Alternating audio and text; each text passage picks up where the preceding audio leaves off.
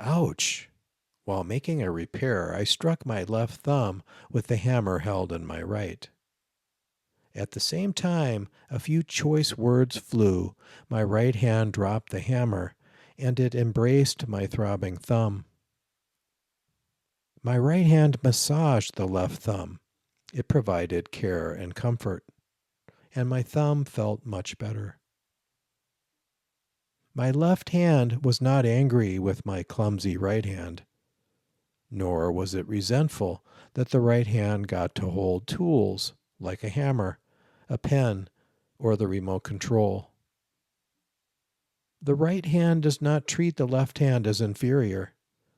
My left and right hands are brothers.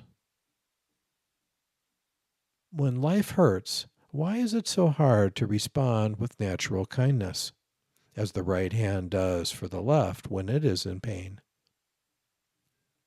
Why are we so stingy with the love and kindness we need? Why are we so often at war with ourselves? It's because these struggles are a natural part of being human.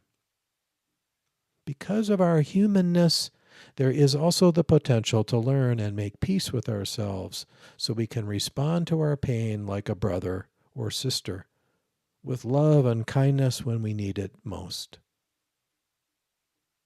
This is the promise of mindfulness, not a magic cure, but a practice that can help us suffer less.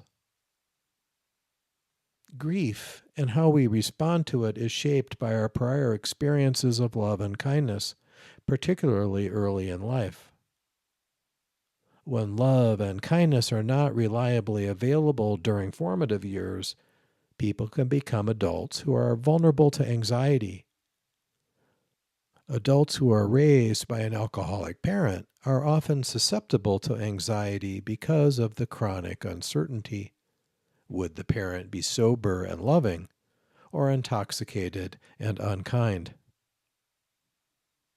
Children who receive very little kindness or worse are emotionally or physically abused by their parents or surrogates can become adults who live with panic and fear.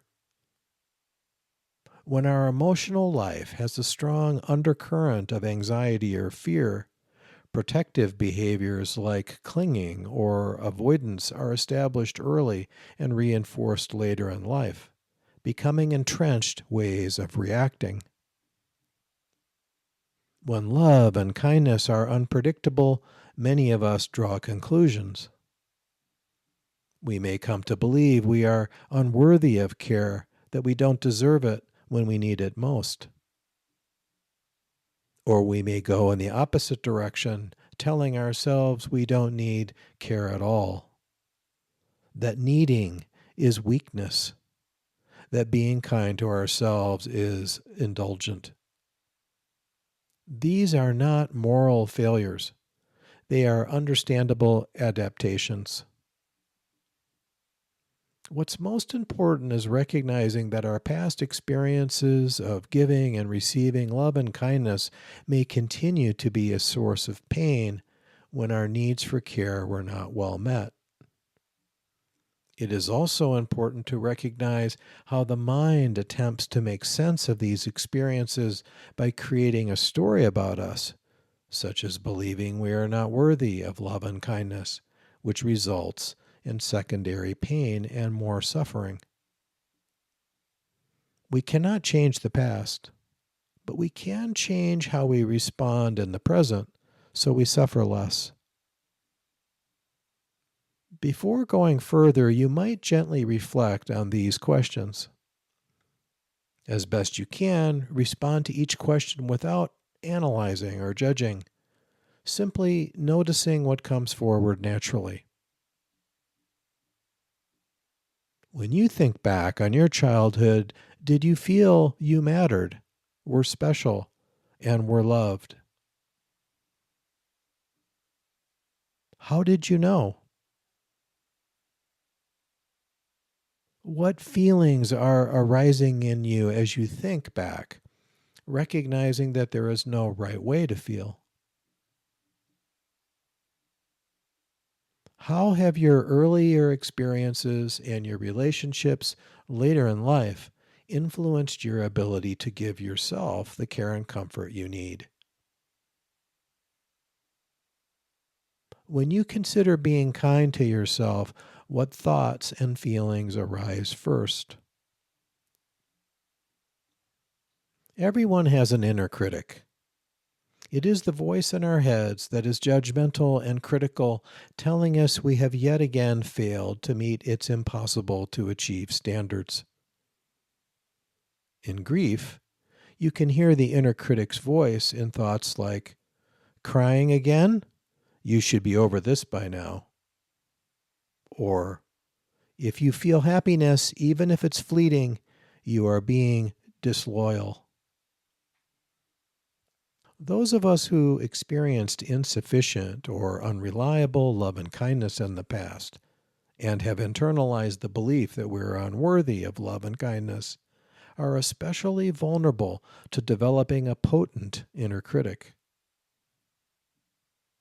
A strong inner critic can get in the way of responding to pain in ways that help.